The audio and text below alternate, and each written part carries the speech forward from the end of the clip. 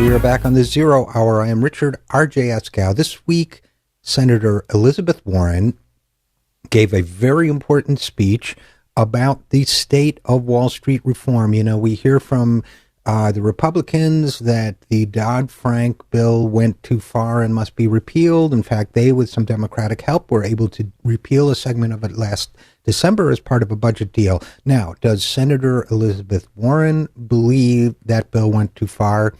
You can bet she doesn't. Does she believe it went far enough? Well, the title of her address was The Unfinished Business of Financial Reform. So it's pretty clear that Senator Warren believes with, and leads many of us on this issue, believes that there is more to do in the field of Wall Street reform, much more to do. Let's hear a couple clips from Senator Warren's speech and talk about them a little bit. She begins by laying the ground rules for what happened after the Wall Street crash of 1929, that people looked at what went wrong, changed the laws to make sure that there wasn't too much speculation or risk-taking on Wall Street, created a new agency, the SEC, created a safety net, FDIC insurance, to make it safe to put money in banks, and separated out the banks' high-risk speculation, what some might call gambling, from the deposit taking and other ordinary work of banks to make sure your money is safe with something called the Glass-Steagall Act. Now, here's what Senator Warren had to say about that. For half a century, those new creative rules worked. There wasn't a single serious financial crisis, no crises, and the financial sector did its part to help produce sustained, broad-based economic growth that benefited millions of people across this country. Then, in the 1980s, a new political wind swept through the country. Deregulation became the watchword of the day, or to put it more bluntly, fire the cops. Not the cops on Main Street, the cops on Wall Street.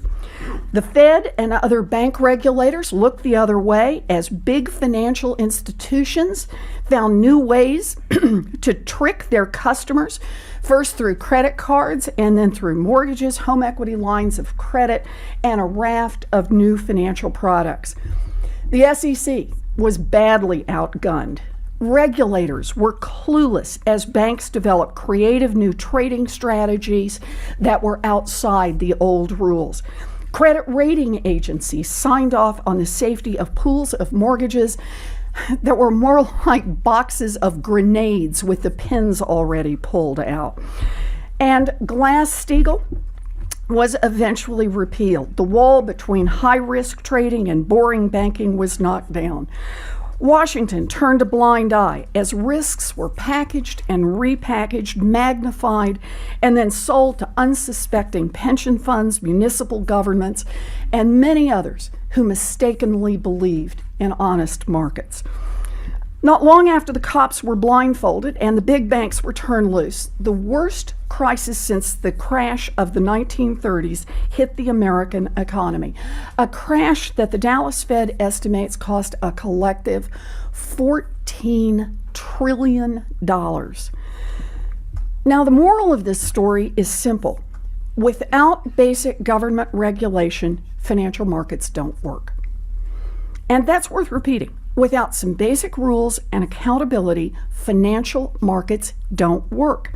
People get ripped off, risk-taking explodes, and the markets blow up.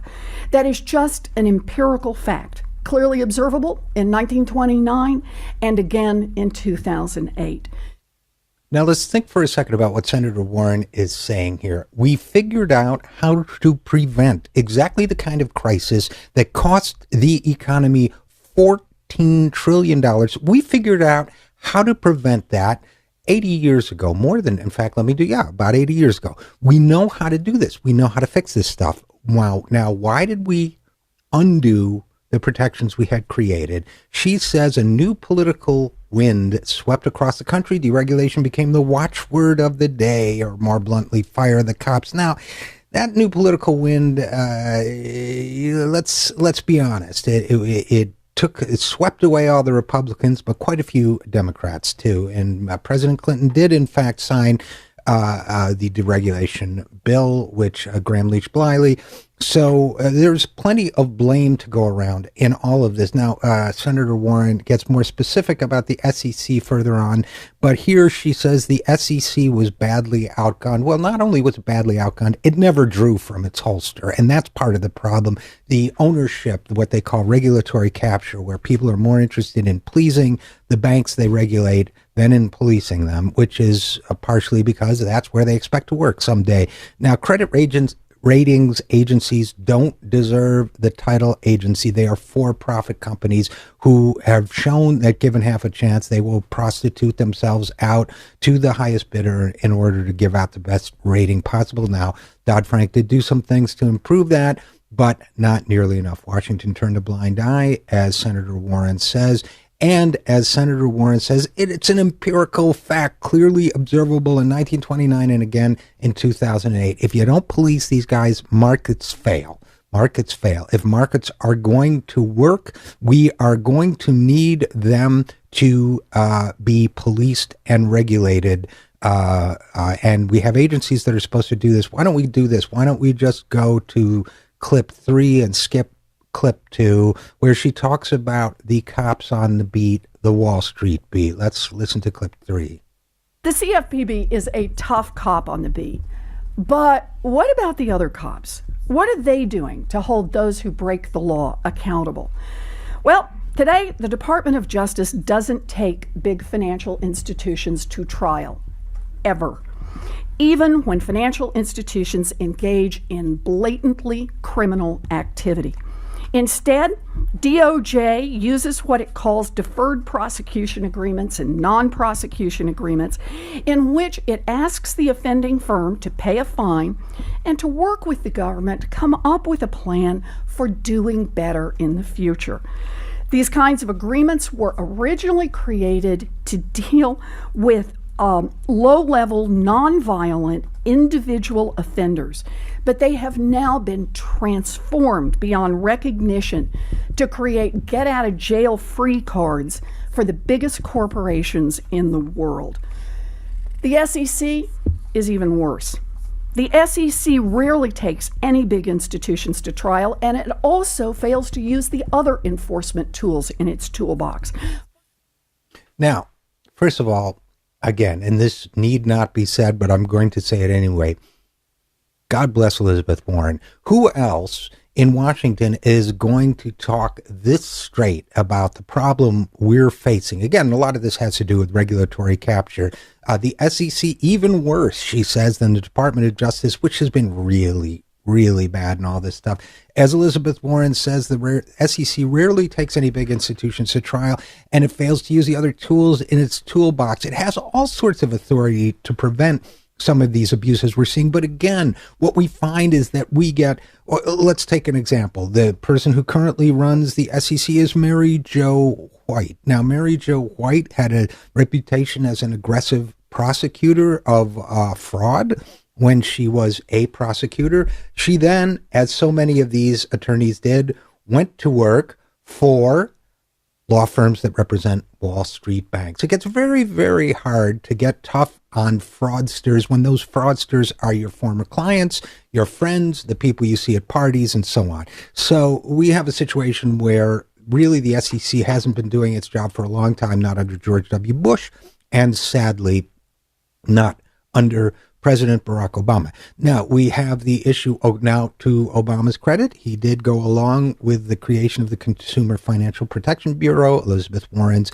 brainchild, although there was some back and forth in the Senate that weakened it, downgraded it from an agency to a bureau and so on, but it's doing an excellent job by and large. We are very happy to have it. The Department of Justice has been a disgrace. The fact, as Senator Warren says, it uses deferred prosecution agreements and non-prosecution agreements where it asks the offending firm to pay a fine and work with the government for a plan to do better in the future. What Senator Warren does not say, presumably because of lack of time, is that many of our largest organizations have violated, we're now beginning to discover, have apparently violated these deferred prosecution and non-prosecution agreements. So it remains to be seen precisely how aggressive the Department of Justice will be in prosecuting, which, by the way, can be done to both a firm, that is to say, you can prosecute an institution like a bank, and to the individuals within it. And that gets to the final reflection we have on Senator Warren's comments. She is absolutely right that Dodd-Frank, while it took some good steps in the direction of reform, does not complete the task. She concludes by pointing out that we need to break up too big to fail banks once and for all. That is imperative. That is one of the reasons that Attorney General Eric Holder has given for not prosecuting these banks, because he considers them a systemic risk. I do not think that is an excuse, and I certainly do not think it is an excuse for not prosecuting the individuals within those banks, including the individuals at the highest levels. There should have been aggressive, and should still be, aggressive investigation to determine which bank CEOs knew about the malfeasance at their bank, especially when we have whistleblowers at organizations like Citigroup saying that they wrote memos early on in the process to the CEO and other senior executives telling them what's going on. So Elizabeth Warren, once again, has done an enormous public service by bringing up the issue of financial reform, by reminding us that it is not complete, by reminding us that we must break up too big to fail banks, and by reminding us that we can no longer be allowed to legally bribe the cops on the beat by encouraging them to look the other way with promises of lucrative jobs in the future. I'm Richard RJ Eskow, and this is The Zero Hour.